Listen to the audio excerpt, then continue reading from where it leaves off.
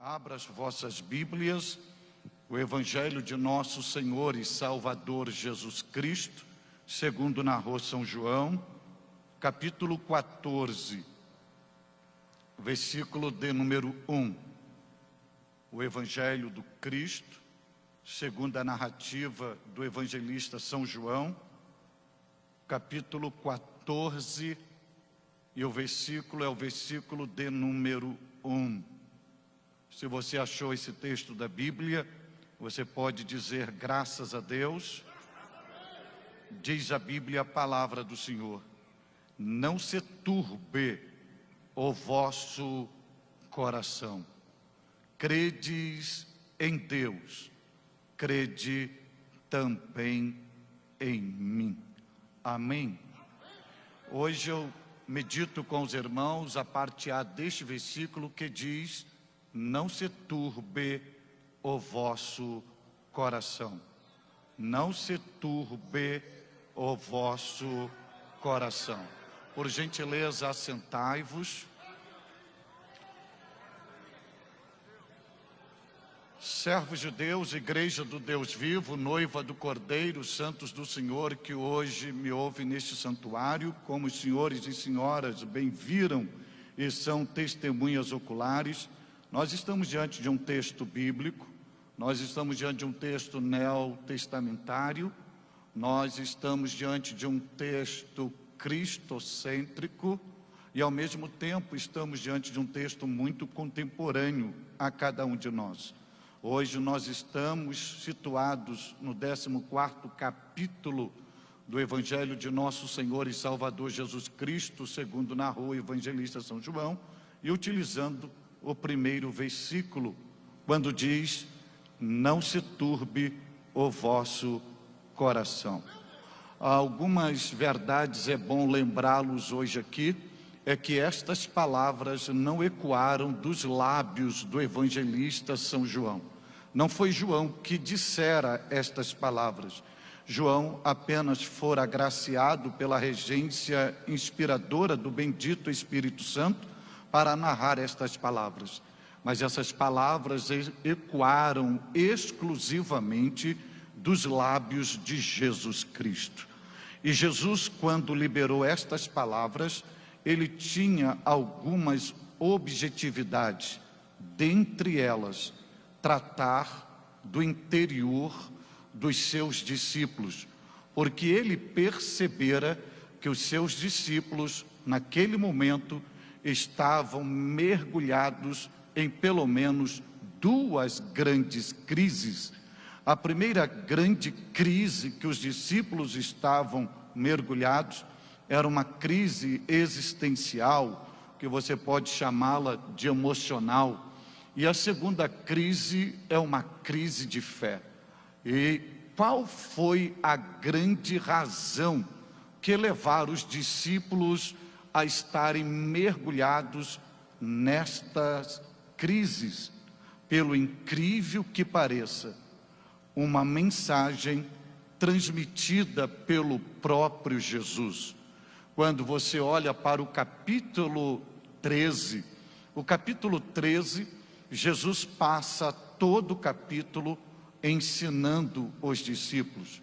No capítulo 13, você vê os discípulos totalmente envergonhados diante de Jesus, após uma ceia, quando eles deveriam lavar os pés um dos outros, reconhecendo o valor do próximo, e eles não fizeram. E Jesus vai dar uma lição de hombridade, humildade, reconhecimento, valorização, de apreço, lavando os pés dos discípulos. Quando eles veem esta cena, eles já ficam envergonhados. No entanto, Pedro recusa-se em primeira mão de ter os seus pés lavados, e Jesus é enfático dizendo: se eu não lavar os seus pés, não tem partes comigo. Então Pedro se rende e aceita o ensino pedagógico de Jesus.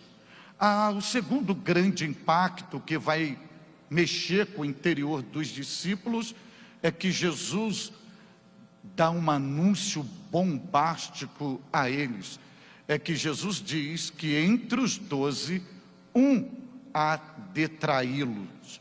E eles são tão frágeis que eles começam a perguntar entre si: sou eu o traidor, sou eu? Eles começam a perguntar e cada um começa a manifestar um sentimento como se fosse o traidor. E Jesus dá uma sinalização, depois de Pedro perguntar a João, para que perguntasse ao mestre, para que o mestre dissesse quem fosse o traidor. Aí Jesus dá uma sinalização: aquele que eu der um bocado, esse há de me trair. E a revelação é pública. Então Judas recebe a ordem, ou a palavra, ou o conselho de Jesus: o que tens a fazer, faze depressa. Então eles são envergonhados por um ato que deveriam fazer e não fizeram. Segundo, tem um anúncio que dentre eles tem um traidor. Mas vem a terceira notícia bombástica.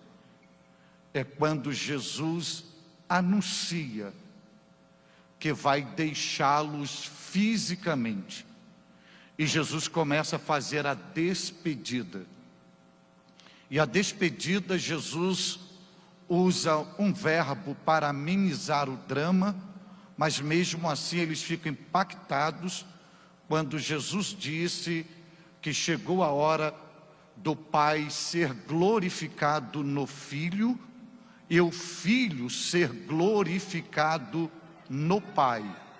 O verbo glorificar utilizado por Jesus é um sinônimo do seu sacrifício, da sua morte, oferecendo a sua vida como oferta na cruz do Calvário. E os discípulos não estavam preparados para isso, ao ponto de Jesus dizer aos mesmos o seguinte: olha, eu vou ficar pouco tempo com vocês. Vai chegar um momento que vocês vão me procurar e não vão me encontrar. Vocês vão querer me ver, mas não vão me ver.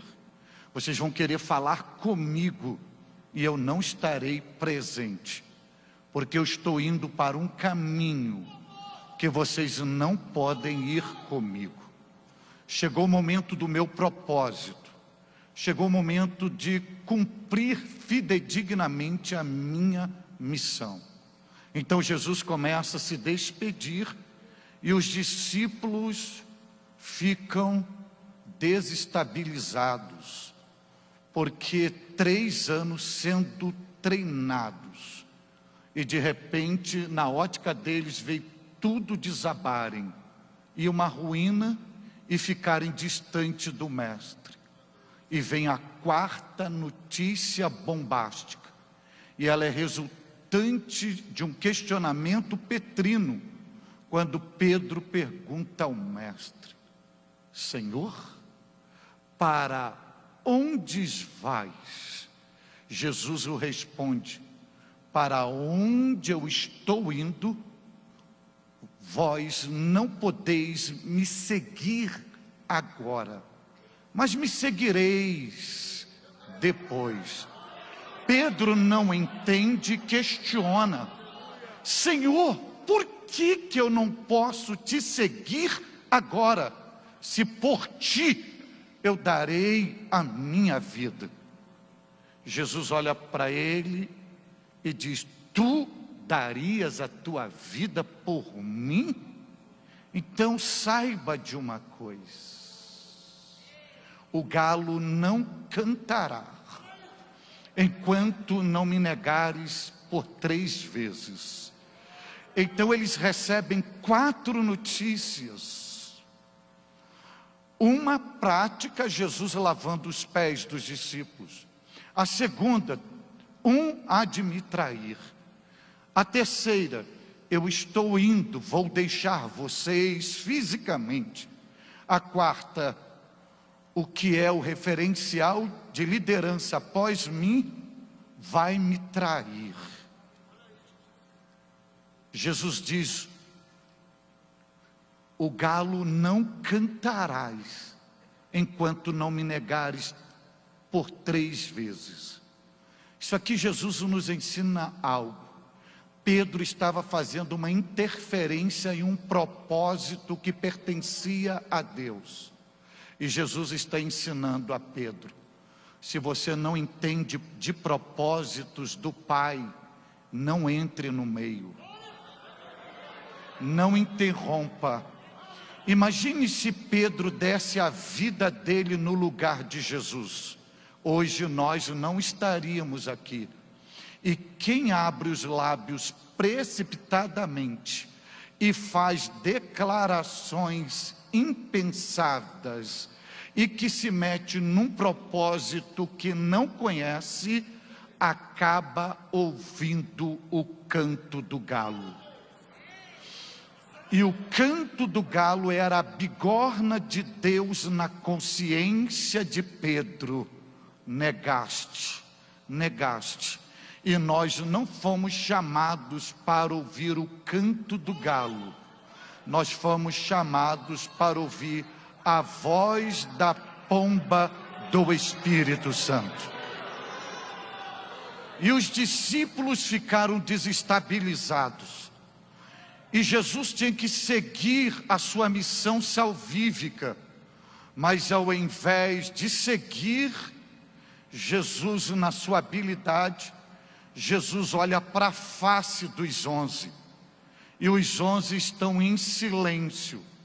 Os 11 não disseram mais nada, Pedro não falou mais nada. Então, ao invés de Jesus seguir, Jesus para e vai tratar dos 11. Vai tratar da crise que eles estão mergulhados, tanto existencial, emocional, quanto espiritual. E qual é a metodologia que Jesus utiliza para tratar da crise dos seus discípulos? A mesma que os levaram à crise: a sua mensagem, a sua palavra. Então Jesus abre os lábios, olhando na face deles, diz: não se turbe o vosso coração. É interessante que nenhum dos discípulos disseram para Jesus que estava com o coração turbado. Foi Jesus que disse: não se turbe o vosso coração. Jesus usa o verbo turbar. O verbo turbar na originalidade neotestamentária significa sacudir, sacudidela, mexer de um lado para o outro, tirar a paz, tirar a tranquilidade, ficar intranquilo. O verbo que Jesus utiliza é aquela ideia do campo agrícola, que se colhe o grão e coloca na peneira e sacode para lá e para cá, e depois joga o grão para cima para o vento soprar e tirar a palha, onde os grãos são movimentados. Era justamente como estava o interior dos discípulos, todos descontrolados, em desesperos. Houve um terremoto existencial, um tsunami dentro dos discípulos. Eles estavam perturbados, mas eles não disseram que estavam assim para Jesus.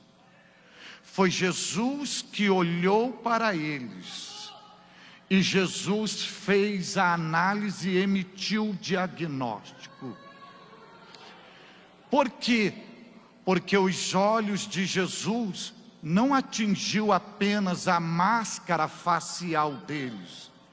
Os olhos de Jesus penetrou no interior deles. Foi na profundeza da alma e do espírito. Porque os olhos de Jesus são mais potentes do que uma tomografia computadorizada. Os olhos de Jesus são mais potentes do que uma PET scan. Os olhos de Jesus são mais potentes do que o telescópio da NASA, que só enxerga Marte e o solo da Lua.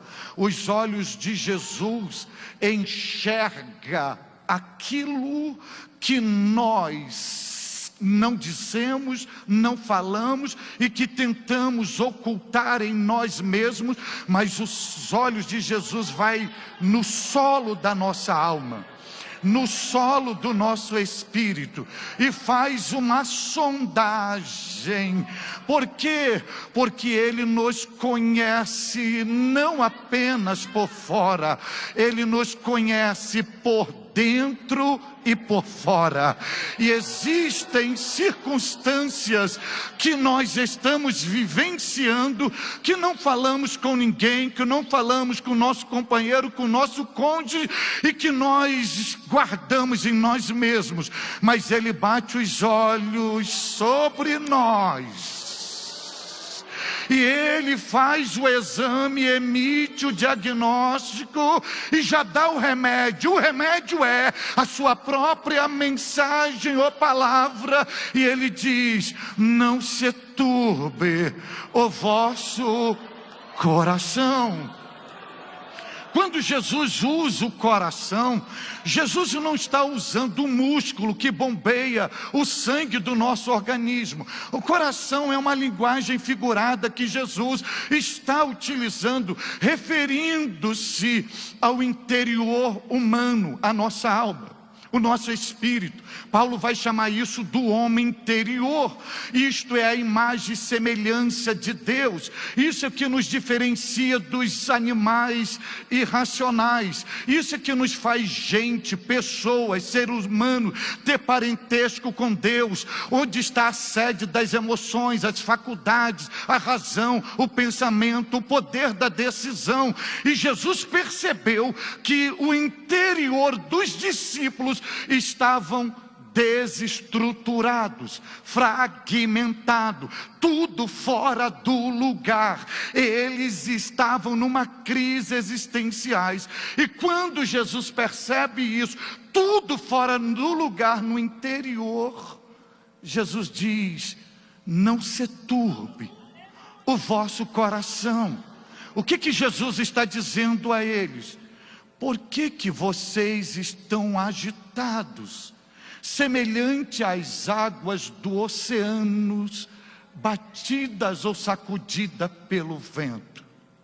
Por que vocês estão descontrolados? Por que vocês perderam a paz interior? Por que essa intranquilidade?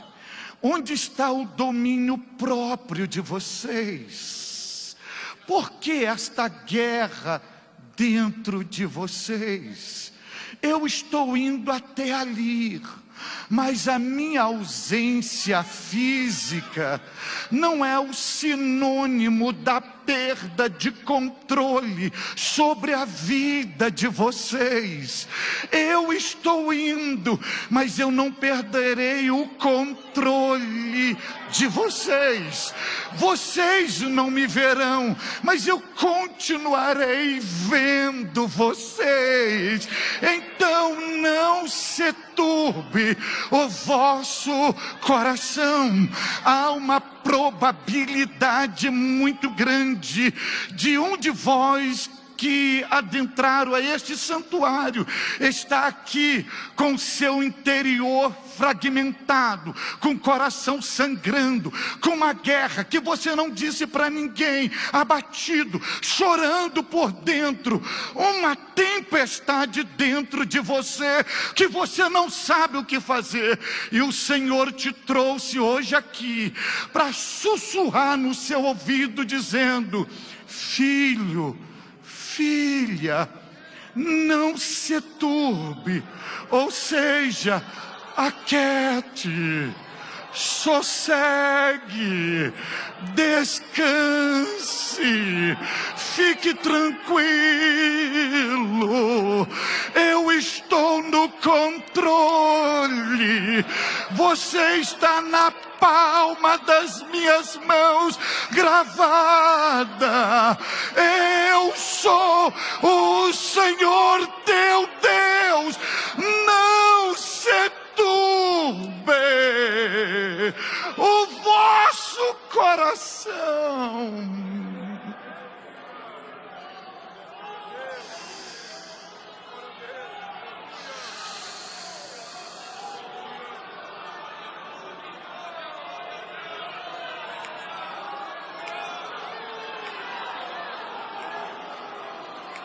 Glória a Deus, glória a Deus, glória a Deus.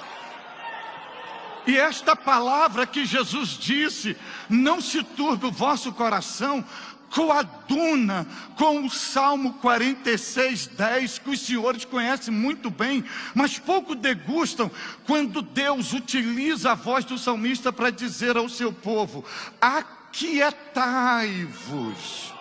e sabei que eu sou Deus. Deixa eu dizer algo aos senhores. O verbo aquietar na originalidade veterotestamentária significa, num conceito bem simplório, deixar, soltar, desapegar, deixar cair, ficar livre, ficar solto.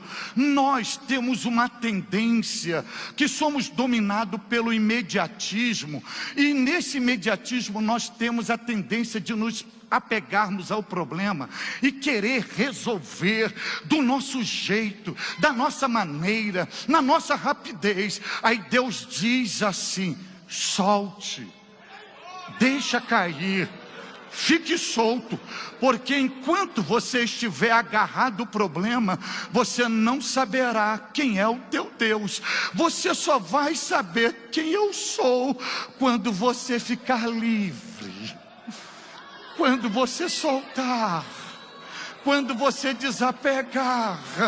Deus te trouxe hoje aqui para lhe dizer: você não foi chamado por Cristo para estar carregando carga, pesos, fardo nos teus ombros. Nos teus ombros só cabe a cruz de Cristo. Na tua cabeça só cabe a mente de Cristo e o capacete da salvação. Solte esse peso, solte esta carga, solte esse problema, porque enquanto você não soltar, você não saberá quem é o teu Deus. Agora, quando você soltar não é sinônimo de responsabilidade, não, é entregá-lo, é colocar na mão dele, é saber que ele resolve, que ele tem o poder. Então coloca na mão dele, aí você saberá quem é o teu Deus. Teu Deus não é um fantoche, teu Deus não é criado por homem, teu Deus é o Deus dos deuses, é o Senhor dos senhores, é o El Shaddai, é o Todo-Poderoso. Então, a você que me ouve, aquietai-vos.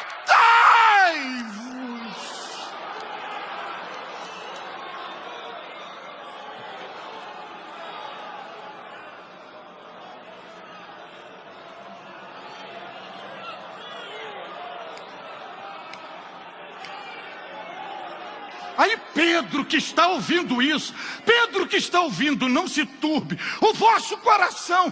Pedro, ele aprende a mensagem, e quando ele vai escrever a epístola dele, lá na primeira epístola, capítulo 5, versículo 7, ele reproduz o que Jesus disse. Aí ele fala assim: lançai toda a vossa ansiedade sobre ele, porque ele tem cuidado de vós. E sabe o que Pedro está dizendo? Não carrega ansiedade, não seja escravo dela, não seja escravo do seu problema. Lance sobre ele, ponha nele, entregue a ele, deixe com ele e descanse nele, porque ele tem cuidado de vós.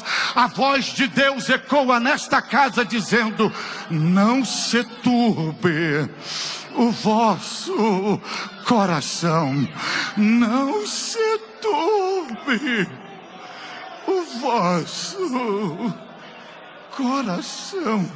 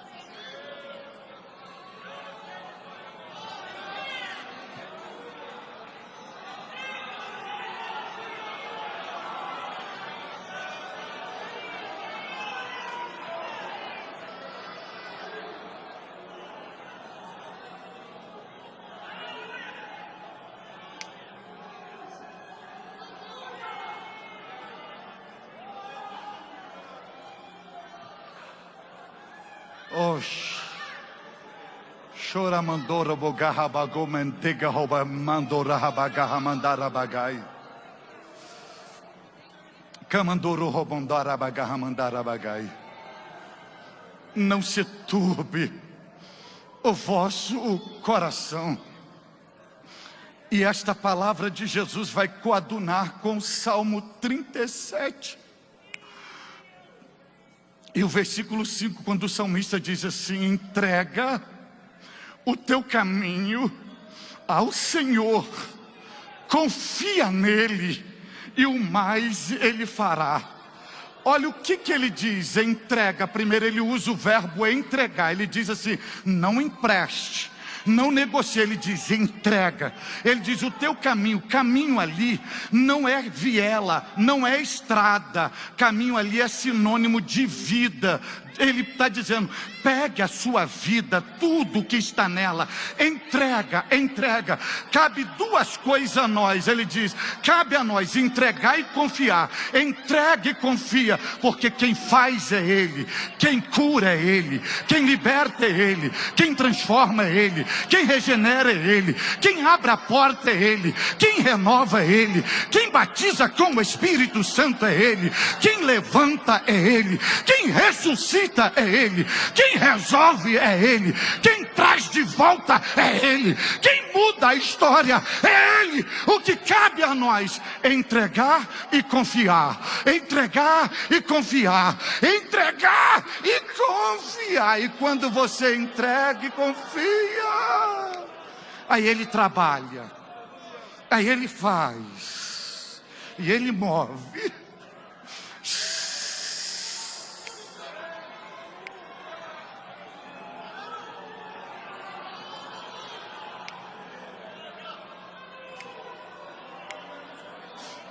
O Senhor está dizendo a cada um de nós hoje aqui: descanse em mim.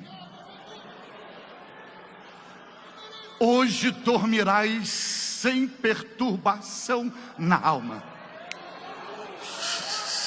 E tu voltarás para a tua residência totalmente diferente da maneira que chegaste nesta casa. Porque o Senhor hoje está tratando de ti, dizendo: meu filho, minha filha, não se turbe o vosso coração.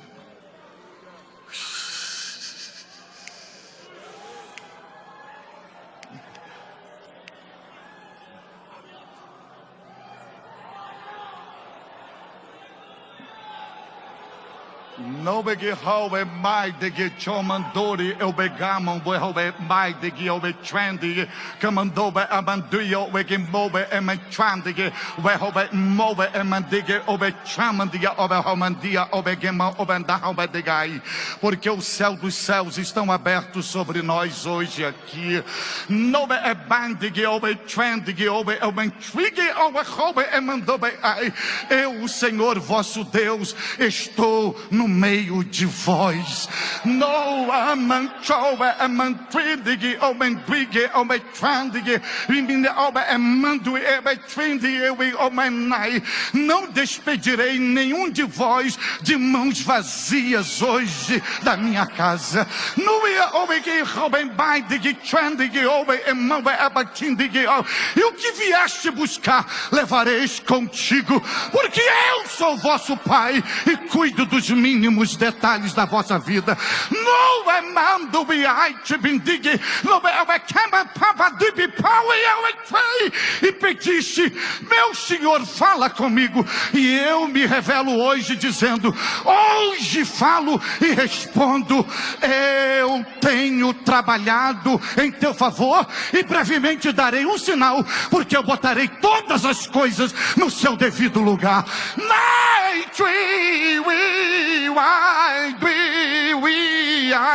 E para que saibam que eu falo nesta terra, eu digo assim: não haverá velório, porque eu fechei a sepultura. Não haverá velório, porque eu fechei a sepultura. Não haverá velório, porque eu fechei a sepultura. Night we vai, no we I.